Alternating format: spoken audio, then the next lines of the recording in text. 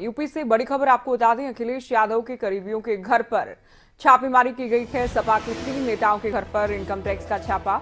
लखनऊ में जैनेन्द्र यादव के घर पर इनकम टैक्स ने दबिश दी।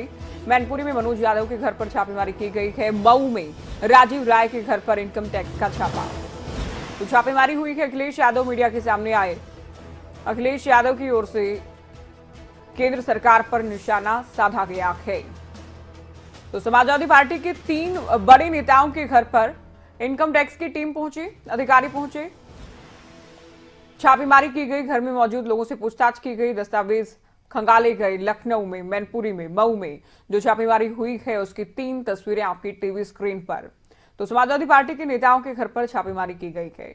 ये इसलिए भी बेहद ज्यादा आप कह सकते हैं कि सियासी हो जाता है, क्योंकि चुनाव करीब हैं और सियासी होने के या षड्यंत्र किए जाने के आरोप लगा रखे हैं अखिलेश यादव।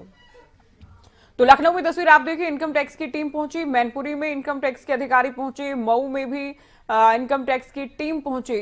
समाजवादी पार्टी के नेताओं के घरों पर छापेमारी की गई है। तो समाजवादी पार्टी के नेताओं के घर पर इनकम टैक्स रेड को लेकर बोले थे अखिलेश यादव। सरकार पर निशाना साधा गया। अभी तो सीबीआई और ईडी भी आएंगे, जो कि चुनाव करीब हैं। अभी और भी षड्यंत्र रचे जाने के। सुने कि उत्तर प्रदेश में जैसे जैसे भारतीय जनता पार्टी की हार और भारतीय जनता पार्टी को हार सताएगी, दिल्ली से बड़े बड़े नेता आएंगे। कोई नेता भारतीय जनता पार्टी का बड़ा बचेगा नहीं जो उत्तर प्रदेश में ना आए। और अभी तक इन्हीं का इंतजार था कि इनकम टैक्स कब आएगा डिपार्टमेंट। अभी तो इनकम टैक्स आया है, ईडी आएगा, सीबीआई आएगी, न जाने कौन कौन सी संस्थाएं आएंगी, अफवाहें फैलाई जाएंगी, साजिश की जाएंगे, षड्यंत्र की जाएंगे। लेकिन उसके बावजूद भी साइकिल की रफ्तार कम नहीं होगी, रथ की रफ्तार कम नहीं होगी। और उत्तर प्रदेश से भारतीय जनता पार्टी का सफाया होना निश्चित है।